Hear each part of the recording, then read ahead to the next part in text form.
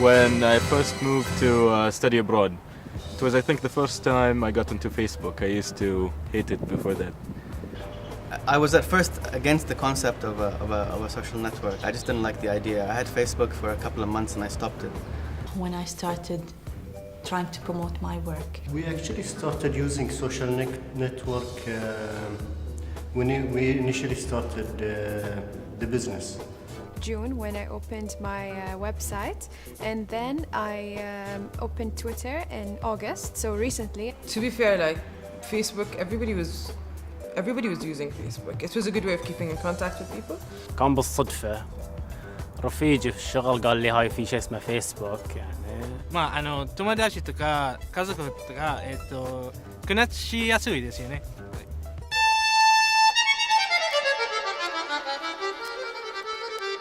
I use Twitter as a social media platform. It's the only one that I use. It's the only one that I feel can give you that personal aspect to your profile, and yet you can be detached from any personal dealings, if you get my drift.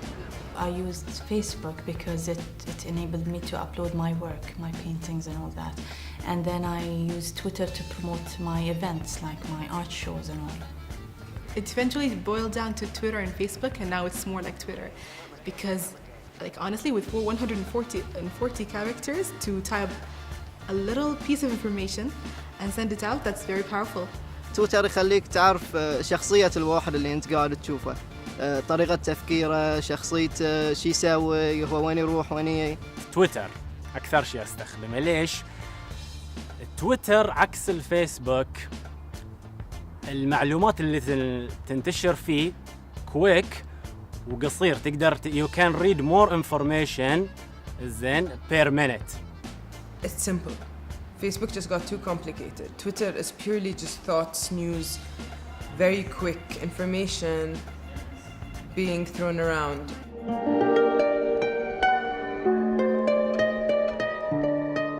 I'm using it now. I'm using Twitter now. It's very difficult to sit here without Twitter. بشكل يومي تقريبا. Most of the time to communicate with customers. Constantly on Twitter. 2 or 3 times a day.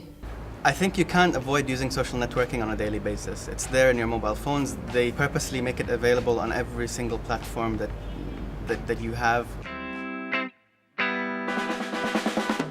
Social networking changed my life because I got to communicate with artists from outside Bahrain, and they got to see my work and I could view theirs, and it was a big deal for me. منها كنت أتدرب على استخدام اللغة اليابانية باستخدام التويتر.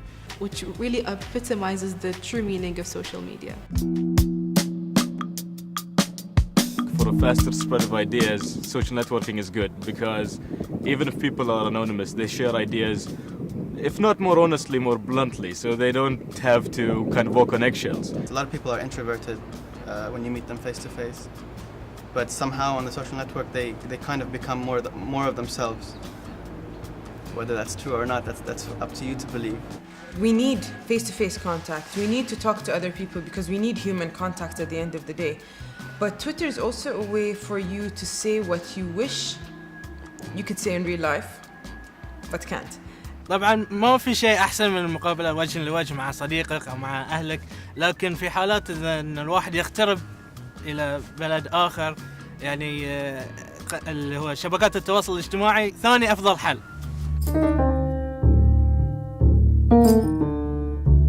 Well, I think honesty does not have to be bound with whether it's face-to-face or social media. If you're not honest in general life, you're not going to be honest in social media, and vice versa.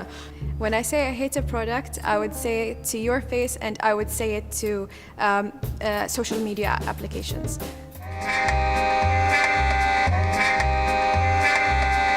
I actually used Twitter because I wanted to talk to complete and utter strangers. I do know many of the followers personally, and some of them actually didn't know it was me until they found out I revealed my name. There were things called tweet-ups, like meetups, but for Twitter. Breaks through that stranger barrier and you get to really know them. And yeah, so I do consider them friends.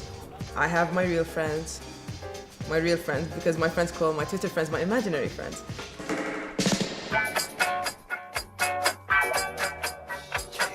Absolutely not. I do trust them. 90% اثق فيها. يعتمد على من المصدر. I think that has to boil down to common sense. Whether it's real life or social media, because again, social media is a mirror of real life that can be tainted.